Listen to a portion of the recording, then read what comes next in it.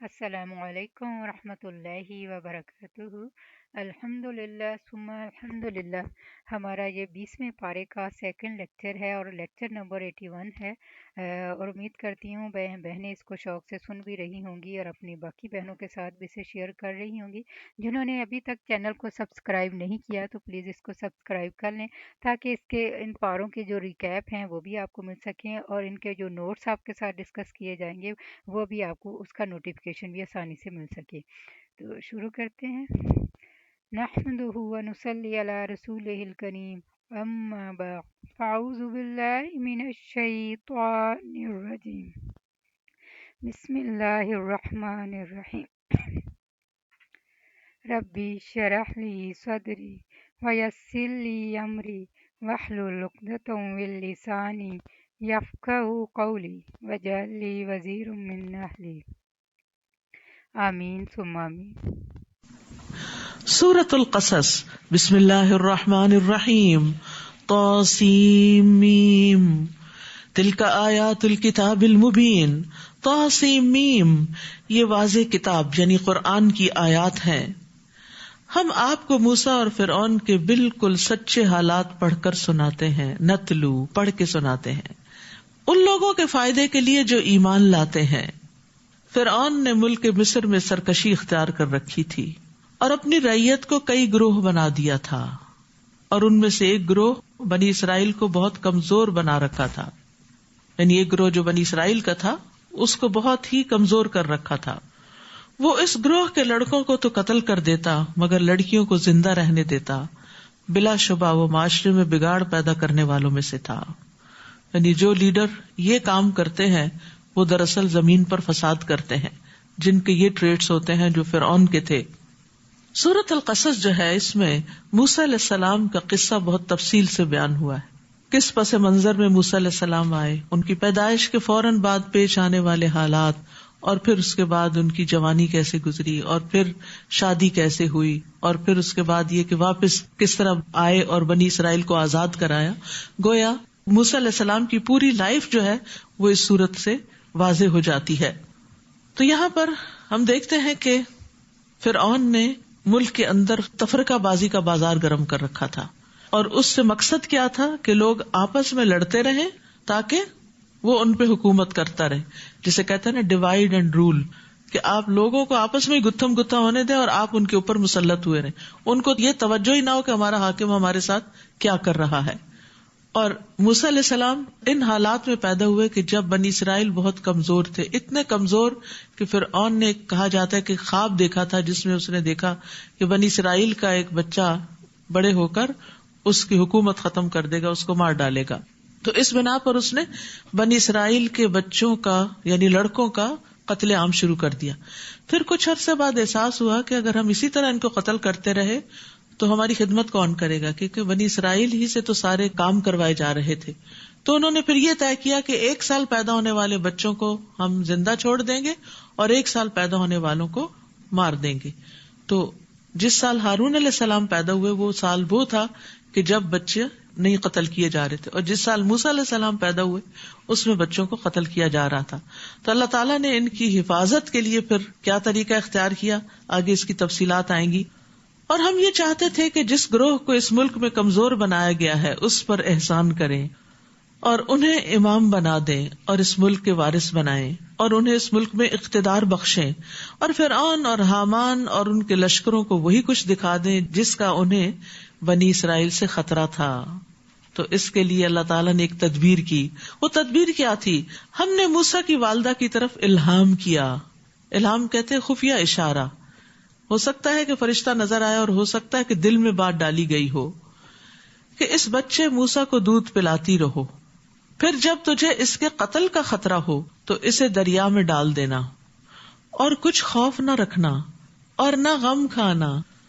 یعنی ماں کے لیے نومولود بچہ بہت ہی پیارا ہوتا ہے، بڑی بچے بھی پیارے ہوتے ہیں، لیکن جو بچہ چھوٹا ہوتا ہے نا، ابھی جو معصوم ہوتا ہے، اللہ تعالیٰ اس کی محبت اور زیادہ دل میں ڈال دیتا ہے۔ اور موسیٰ علیہ السلام کے اوپر تو اللہ نے ویسے ہی بڑی محبت ڈال دی تھی۔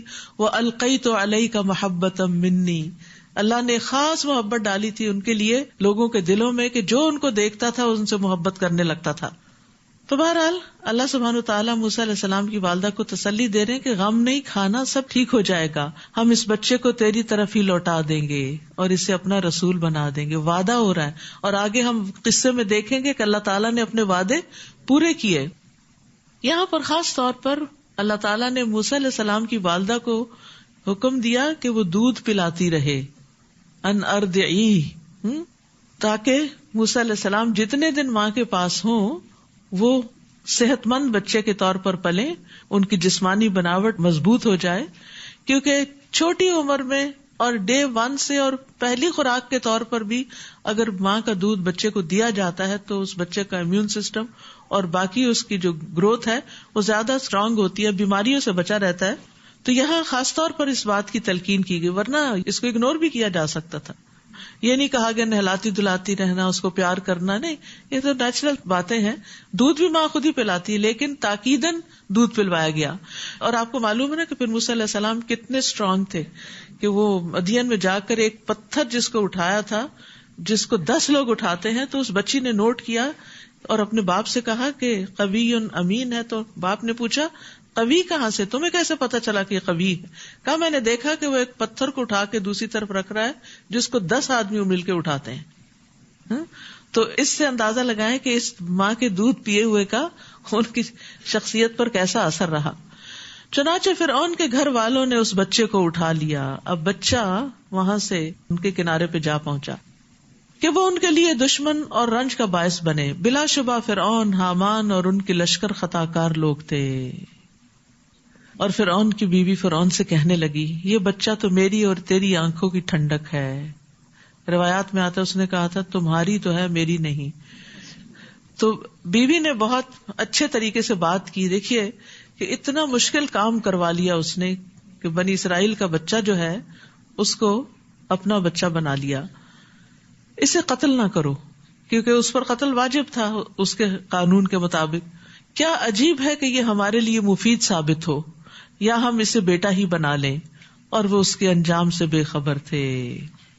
تو جہاں بہت سے لوگ بھی مفسد ہوں، پوری گورنمنٹ بھی کرپٹ ہو، وہاں ایک بھی عادل شخص ہو، ایک بھی سمجھدار ہو، مصلح ہو، تو قوم کو کچھ نہ کچھ فائدہ پہنچ جاتا ہے.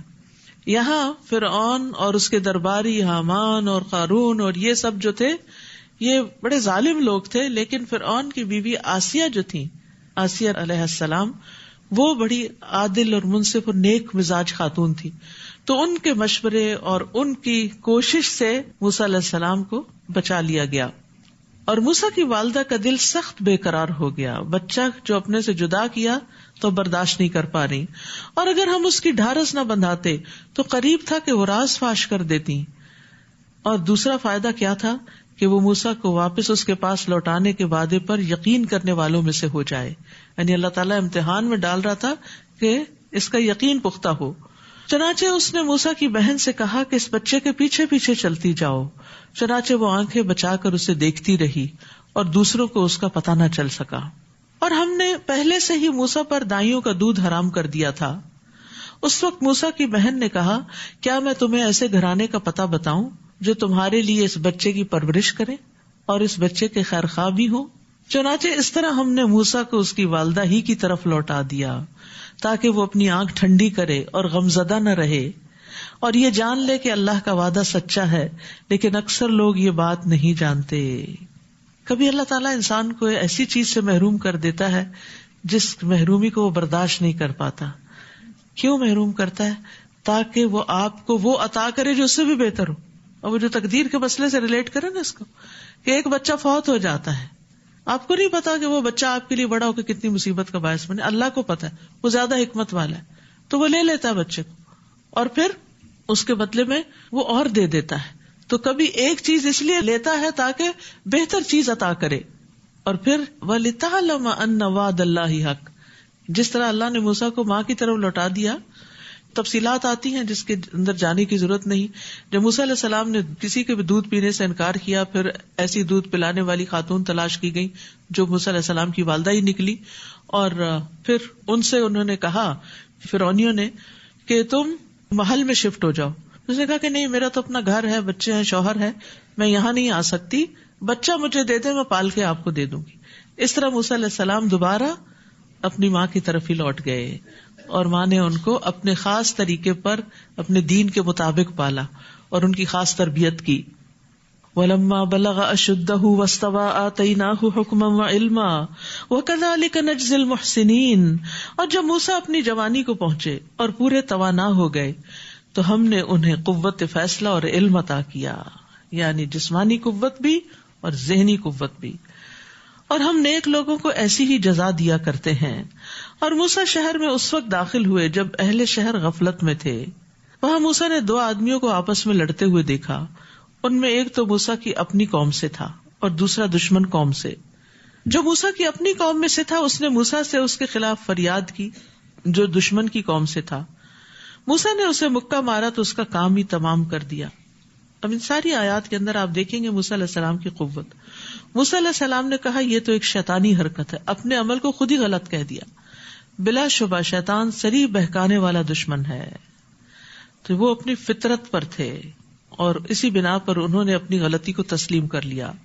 قال رب انی ظلمت نفسی فاغفر لی فغفر لہ انہ هو الغفور الرحیم. پھر دعا کی اے میرے رب بلا شبہ میں نے اپنے آپ پر ظلم کیا ہے لہٰذا مجھے معاف کر دے. چنانچہ اللہ نے اسے معاف کر دیا. بلا شبہ وہ بڑا بخشنے والا رحم کرنے والا. تو آپ دیکھیں کہ جب شیطان آپ کو یہ وسوسہ دینا تمہارے گناہ نہیں معاف ہو سکتے تو آپ کہیں کہ اگر قتل کا گناہ معاف ہو سکتا ہے تو میرا گناہ اس سے تو چھوٹا ہی ہے، اللہ تعالیٰ مجھے بھی معاف کر سکتا ہے. یعنی پر امید رہیں. اور یہاں سے یہ بات بھی پتہ چلتی ہے کہ گناہ کے نتیجے میں آنے والی مصیبت سے چھٹکارا صرف استغفار سے ممکن ہے.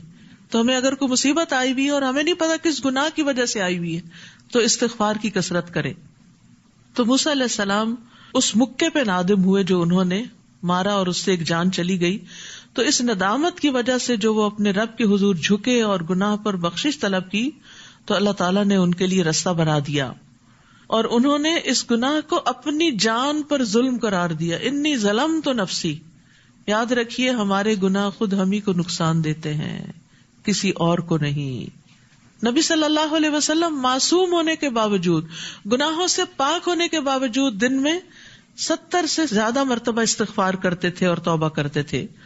اور آپ کی اکثر دعا یہ ہوتی تھی اللہم اغفر لی ما اخطأت وما تعمدت وما اسررت وما اعلنت وما جہلت وما تعمدت.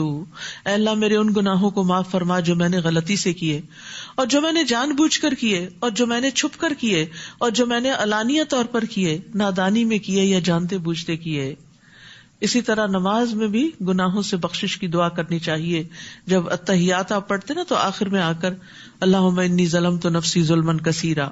پھر یہ عہد کیا کہ اے میرے رب تو نے مجھ پر جو انعام کیا ہے یعنی معاف کر کے، میں کبھی مجرموں کا مددگار نہیں بنوں گا. یہ ہے شکر ادا کرنا کہ آئندہ سے ایسی کوئی غلطی نہیں ہوگی.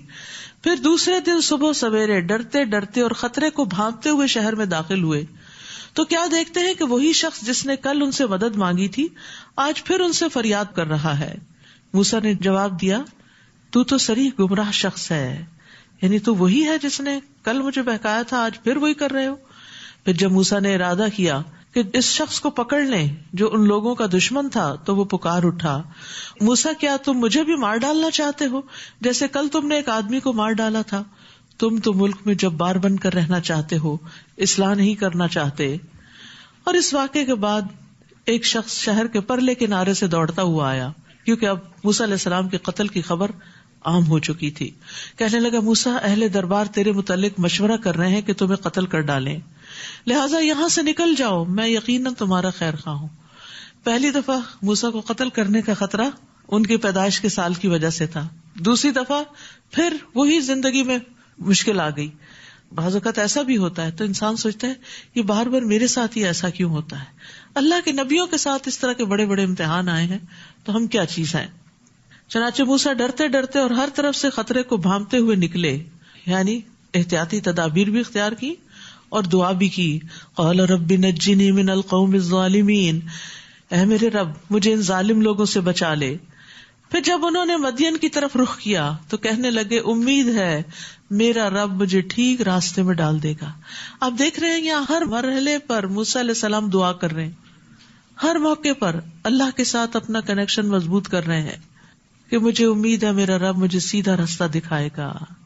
تو انسان راستے کی رہنمائی میں بھی اللہ کا محتاج ہے. جب کبھی راستہ بھول جائے نا، اور آپ کا GPS بھی راستہ بھول جائے، تو پھر یہ دعا ضرور پڑھیں، عسیٰ ربی ان یہدینی سواء السبیل. سواء السبیل کا مطلب یہ بھی ہے کہ اللہ تعالیٰ مجھے ایسے راستے پہ چلا کہ جو کسی مشقت کے بغیر ہے، بالکل ہموار ہے، مقصد تک پہنچانے والا ہے. پھر جب وہ مدین کے کنویں پر پہنچے تو دیکھا کہ بہت سے لوگ اپنے جانوروں کو پانی پلا رہے ہیں، اور ان سے ہٹ کر ایک طرف 2 عورتیں اپنی بکریوں کو روکے ہوئے کھڑی ہیں. موسیٰ نے ان سے پوچھا تمہارا کیا معاملہ ہے؟ وہ کہنے لگی ہم اس وقت تک پانی نہیں پلا سکتی جب تک یہ چرواہے پانی پلا کر واپس نہ چلے جائیں، اور ہمارا باپ بہت بوڑھا ہے. یعنی جچے تلے جامع الفاظ میں انہوں نے اپنا مدعا بیان کر دیا. چنانچہ موسیٰ نے ان عورتوں کی بکریوں کو پانی پلا دیا، بغیر کسی لالچ کے آگے بڑھ کر دوسرے کی خیر اور بھلائی کا کام کر دیا. پھر ایک سائیدار جگہ پر جا بیٹھے اور کہا ربی انی لما انزلت الی من خیر فقیر، اے میرے رب جو بھلائی بھی تو مجھ پر نازل کرے میں اس کا محتاج ہوں. پرفیکٹ ایگزامپل ہے اخلاص کے ساتھ لوگوں کی خدمت اور مدد، اور صلہ صرف اللہ سے چاہنا، دعا اللہ سے کہ یا اللہ تجھ سے خیر کا محتاج ہوں. یہ نہیں کہا کہ دیکھو میں نے تمہارے ساتھ یہ بھلا کیا ہے میری بھی تم کچھ مدد کرو، کوئی توقع ہی نہیں رکھی اور ان کے کہنے کے بغیر ہی ان کی مدد کر دی. تو یاد رکھیے کہ اللہ کو یہ بات بڑی پسند ہے کہ ہم لوگوں سے توقعات نہ رکھیں، اپنے رب سے رکھیں. اور یہ بھی کہ ہم جب رب سے مانگیں تو اپنے فقیر ہونے کا اظہار کریں، عاجزی کا، اللہ میں فقیر ہوں، محتاج ہوں. پھر اللہ کے سامنے اپنے ہاتھ پھیلائیں، کیونکہ اللہ تعالیٰ کو اس بات سے شرم آتی ہے کہ کوئی بندہ اس کے آگے اپنے دونوں ہاتھ پھیلائے اور وہ ان میں کوئی خیر نہ ڈالے. پھر اسی طرح یہ ہے کہ جو مسلمان اپنا چہرہ اللہ عز و جل کے سامنے گاڑ کر کسی چیز کا سوال کرتا ہے، اللہ اسے وہ چیز ضرور عطا کر دیتا ہے، خواہ جلدی عطا کرے یا اس کے لیے ذخیرہ کر کے رکھے. گاڑ کے کیسے؟ جیسے آپ سجدہ کرتے ہیں نا، تو سجدے میں پڑھ کے بس جیسے میں نے سر نہیں اٹھانا جب تک میری دعا قبول نہ ہو جائے، اور اس میں آپ اپنے رب کو قریب ترین محسوس بھی کریں. تو اگر اس اعتبار سے دعا کریں گے تو دعا قبول ہوگی انشاءاللہ. تو اللہ سبحانہ وتعالیٰ نے موسیٰ علیہ السلام کو خیر عطا کر دی، انہیں علم اور حکمت عطا کیا تھا. پھر اللہ نے موسیٰ علیہ السلام کو قتل سے نجات دی. پھر یہ کہ ایک متکبر بادشاہ کے ہوتے ہوئے ان کی کامل تربیت کی، ان کے دین کی بھی حفاظت کی، اور جس جگہ پر جس محل میں ان کا آنا جانا تھا وہاں جو غلط نظریات اور عقائد تھے اور جو ماحول کی خرابی تھی اس سے بھی اللہ نے بچایا. اور پھر اللہ نے موسیٰ علیہ السلام کے ہاتھوں قوم کو چھٹکارا بھی دلایا. اور پھر موسیٰ علیہ السلام کو خوف خطرے کی حالت میں ایسے علاقے کی طرف رہنمائی کی جہاں ان کے لیے رہائش کا بھی بندوبست ہوا. اس دعا کے بعد شادی کا بھی ہوا، جاب بھی لگ گئی، سارے کام ہو گئے. اتنے میں ان دونوں عورتوں میں سے ایک عورت حیا کے ساتھ ان کے پاس چلتی ہوئی آئی اور کہنے لگی آپ نے ہماری بکریوں کو جو پانی پلایا ہے تو میرا باپ آپ کو بلاتا ہے تاکہ آپ کو اس کا صلہ دے. پھر جب موسیٰ اس شخص کے پاس آئے اور انہیں اپنا سارا حال سنایا تو اس نے کہا ڈرو نہیں، تم نے ان ظالموں سے نجات پا لی.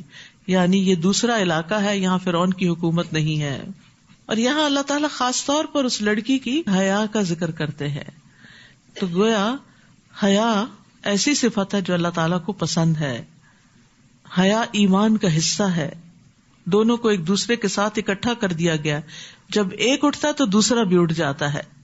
رسول اللہ صلی اللہ علیہ وسلم نے فرمایا حیا ایمان کا حصہ ہے اور ایمان کا تعلق جنت سے ہے. ایک اور روایت میں آتا ہے حیا سراسر خیر ہے. آپ صلی اللہ علیہ وسلم پردہ نشین کنواری لڑکیوں سے بھی زیادہ حیادار تھے.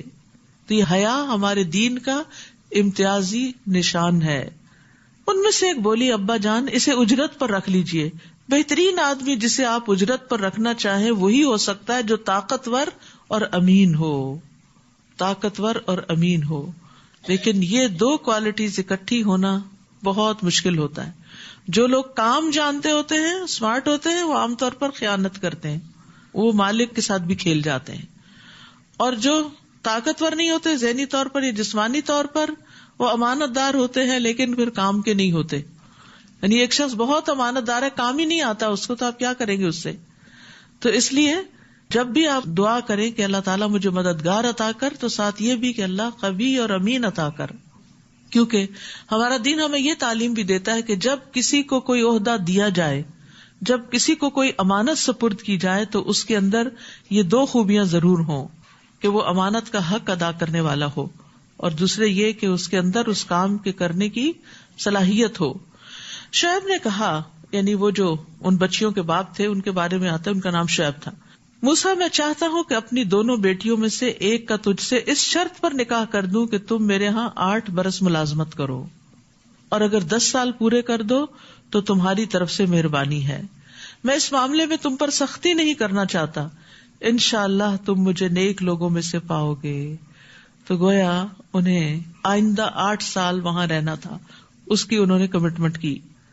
موسیٰ نے جواب دیا، یہ بات میرے اور آپ کے درمیان طے ہو گئی، ان دونوں مدتوں میں سے جو بھی میں پوری کر دوں اس کے بعد پھر کوئی زیادتی مجھ پر نہ ہو، اور جو کچھ قول و قرار ہم کر رہے ہیں اللہ اس پر نگہبان ہے۔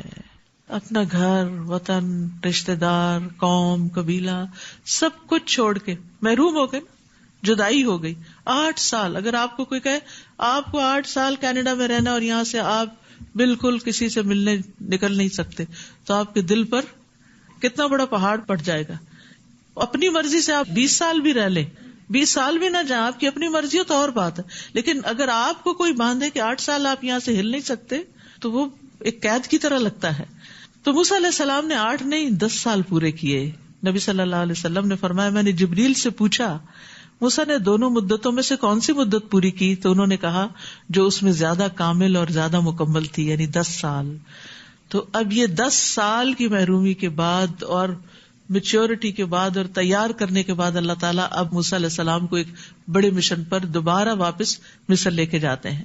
پھر جب موسیٰ نے وہ مدت پوری کر لی اور اپنے اہل خانہ کو لے کر چلے، اب بیوی کو ساتھ لے جا رہے ہیں، تو یاد رکھیے شوہر کا یہ حق ہوتا ہے بیوی کو جہاں چاہے لے جائے۔ شادی کے بعد آپ کا کوئی اختیار باقی نہیں رہتا کہ آپ پابند کریں۔ ہاں، یہ کوئی لمیٹڈ عرصے کے لیے جیسے انہوں نے کیا تھا کہ 8 سال یہاں رہنا ہوگا، تو وہ الگ بات ہے، وہ شادی کی ٹرمز اینڈ کنڈیشنز میں کوئی بات لکھی جا سکتی ہے، لیکن مستقل طور پر باؤنڈ کر لینا تو یہ درست نہیں، کیونکہ شادی کے بعد شوہر کا حق ہوتا ہے کہ وہ بیوی کو اپنے ساتھ لے جائے، چاہے دوسرے ملک ہی لے جائے۔ تو پھر موسیٰ نے جب وہ مدت پوری کر لی اور اپنے اہل خانہ کو لے کر چلے تو طور پہاڑ کے ایک طرف انہیں آگ نظر آئی۔ انہوں نے اپنے اہل خانہ سے کہا، تم یہاں ٹھہرو، میں نے ایک آگ سی دیکھی ہے، شاید میں وہاں سے تمہارے لیے کچھ راستے کی خبر یا آگ کا کوئی انگارہ ہی اٹھا لاؤں تاکہ تم تاپ سکو۔ ظاہر رات کا وقت تھا، ٹھنڈک تھی، تو موسیٰ علیہ السلام اپنے گھر والوں کی خدمت کے لیے نکلے۔ اس سے ہی پتہ چلتا ہے کہ سفر کے دوران ہسبینڈ کو بیوی بچوں کا بہت خیال رکھنا چاہیے، ان کی سردی گرمی کا، ٹیمپریچر کا، یہ نہیں کہ اپنی مرضی کا کار میں ٹیمپریچر سیٹ کر لیا، بیوی بچے چلاتے رہے، نہیں، ان کا بھی دھیان رکھنا چاہیے کہ انہیں کیا ضرورت ہے۔ پھر یہ کہ راستے میں کھانے پینے کا بھی اور باقی ضروریات کا بھی، یہ کہ مرد کو اللہ نے جو قوام بنایا ہے تو اسی وجہ سے بنایا ہے کہ وہ ان چیزوں کی ٹیک کیئر کرے۔ شکر ہے موسیٰ علیہ السلام نے بیوی سے نہیں کہا کہ جاؤ وہ آگ نظر آ رہی ہے کچھ لے آؤ وہاں سے۔ آج کل تو یہی ہو رہا ہے کہ تم ہی کراؤ سب کام۔ پھر جب موسیٰ وہاں پہنچے تو وادی کے کنارے مبارک خطے کے ایک درخت سے آواز آئی کہ اے موسیٰ، میں ہی اللہ ہوں، سارے جہانوں کا رب۔ سبحان اللہ۔ جب انسان خیر کے کام کرتا رہتا ہے نا اور خیر کے کام سے نکلتا ہے تو اللہ تعالیٰ خیر ہی عطا کرتا ہے۔ اب دیکھیں کہ وہ گھر والوں کی خدمت کے لیے نکلے تھے، اللہ نے کتنی بڑی خیر عطا کر دی۔ اللہ تعالیٰ ہم کلام ہوئے۔ یاد رکھیے، نیکی نیکی کے دروازے کھولتی ہے اور برائی سے برائی لازم آتی ہے۔ تو جب کبھی نیکی کے کسی کام کا پتہ چلے، کوئی اپرچونٹی ملے، گھر گزرے، آپ کو نہیں معلوم وہاں سے آپ کو کیا خیر ملے۔ مدین گئے، وہاں خیر کا کام کیا تو اللہ نے رہنے کا انتظام کر دیا۔ واپسی پہ سفر کے دوران خیر کا کام کیا، گھر والوں کا خیال رکھا تو اللہ تعالیٰ نے نبوت سے نواز دیا۔ اور اللہ نے حکم دیا کہ اپنی لاٹھی پھینکو۔ پھر جب موسیٰ نے اس پھینکی ہوئی لاٹھی کو دیکھا تو وہ یوں حرکت کر رہی تھی جیسے کوئی سانپ ہے۔ موسیٰ پیٹ پھیر کر پیچھے ہٹے اور پیچھے مڑ کر بھی نہ دیکھا، ڈر گئے۔ اللہ تعالیٰ نے فرمایا آگے بڑھو اور ڈرو نہیں، تمہیں کچھ نہیں ہوگا۔ نیز اپنا ہاتھ اپنے گریبان میں ڈالو، وہ بغیر کسی تکلیف کے چمکتا ہوا نکلے گا، اور اگر ڈر محسوس ہو تو اپنا بازو اپنے جسم سے لگا لو. یہ ان کے لیے بھی تھا اور ہمارے لیے. کبھی خوف محسوس ہو رہا نا تو دل پہ ہاتھ رکھ لے کر، اکثر لوگ رکھتے بھی ہیں، کہتے دیکھو میرا دل کتنا دھڑک رہا ہے. تو جب آپ دل پہ ہاتھ رکھتے ہیں تو وہ دل کو قرار آنے لگتا ہے، یعنی اس کو تھپکی ملتی ہے اور اس کو تسلی ہوتی ہے اور آپ ٹھیک ہونے لگتے ہیں، کیونکہ خوف کا تعلق دل کے ساتھ ہے.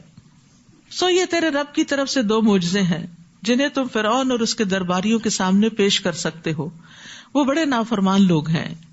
موسیٰ نے عرض کیا، اے رب، میں نے ان کے ایک آدمی کو مار ڈالا تھا، لہذا مجھے خطرہ ہے کہ وہ مجھے مار ڈالیں گے، اور میرے بھائی ہارون کی زبان مجھ سے زیادہ صاف ہے، اسے میرے ساتھ مددگار کے طور پر بھیج دیجیے تاکہ وہ میری تصدیق کرے، مجھے اندیشہ ہے کہ وہ لوگ مجھے جھٹلا دیں گے.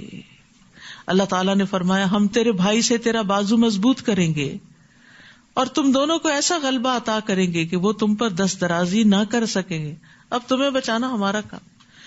اللہ سبحانہ وتعالیٰ کیسے بچاتا ہے اتنے جبار دشمنوں کے سامنے. ہمارے معجزات کی وجہ سے تم دونوں اور تمہارے پیروکار ہی غالب رہیں گے. غالب رہیں گے، وعدہ کیا اور وہ وعدہ پورا ہوا. پھر جب موسیٰ ہمارے واضح معجزات لے کر ان فرعونیوں کے پاس گئے تو وہ کہنے لگے، یہ تو محض شعبدے کی قسم کا جادو ہے، اور ایسی باتیں تو ہم نے اپنے سابقہ باپ دادوں سے کبھی سنی نہیں. موسیٰ نے کہا، اس شخص کا حال تو میرا رب ہی خوب جانتا ہے جو اس کی طرف سے ہدایت لے کر آیا ہے، اور اس شخص کو بھی جانتا ہے جس کے لیے آخرت کا گھر ہوگا. حقیقت یہ ہے کہ ظالم لوگ کبھی فلاح نہیں پاتے. یعنی موسیٰ کہنے لگے کہ میرا رب جانتا ہے کہ کون ہدایت پر ہے اور کس کے لیے انجام اچھا ہے. اور فرعون نے کہا، اے درباریو، میں تو اپنے علاوہ تمہارے لیے کسی الہ کو نہیں جانتا، سو اے حامان، تم مٹی کی اینٹوں کو آگ سے پکا لو، پھر میرے لیے ایک اونچی عمارت تیار کرو تاکہ میں موسیٰ کے الہ کو جھانک سکوں، اور میں اسے جھوٹا آدمی ہی سمجھتا ہوں. یعنی پیغمبر سب سے سچے لوگ ہوتے ہیں، ان پر جھوٹ کا الزام لگا. اور فرعون اور اس کے لشکر اس ملک میں ناحق ہی بڑے بن بیٹھے تھے، یعنی انہیں حق نہیں تھا لیکن وہ خود سے خود کو بڑی چیز سمجھتے، اور انہیں یقین ہو گیا تھا کہ ہمارے حضور واپس نہ لائے جائیں گے. چنانچہ ہم نے فرعون اور اس کے سب لشکروں کو پکڑ کر سمندر میں پھینک دیا. اب دیکھ لو کہ ان ظالموں کا انجام کیسا ہوا. نیز ہم نے انہیں جہنم کی طرف دعوت دینے والے سرغنے بنا دیا، اور قیامت کے دن انہیں کہیں سے مدد نہ مل سکے گی. ہم نے اس دنیا میں ان کے پیچھے لعنت لگا دی، اور قیامت کے دن ان کا بہت برا حال ہوگا. پہلی نسلوں کو ہلاک کرنے کے بعد ہم نے موسیٰ کو کتاب دی جس میں لوگوں کے لیے بصیرت افروز دلائل، ہدایت اور رحمت تھی تاکہ وہ سبق حاصل کریں. تورات کی تعریف بیان کی جا رہی ہے.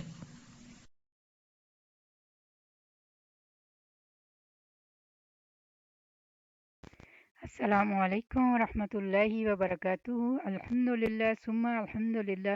ہمارا یہ 20 پارے کا سیکنڈ لیکچر تھا، اور اس میں ہم نے حضرت موسیٰ علیہ السلام کے بارے میں سنا، اور اس میں بہت ہی خوبصورت دعا ربی انی لما انزلت الی من خیر فقیر، اور اس کی فضیلت اور وضاحت بھی ہم نے سنی کہ اس کے بعد اللہ تعالیٰ نے ان کے لیے خیر کے کیسے کیسے دروازے کھول دیے.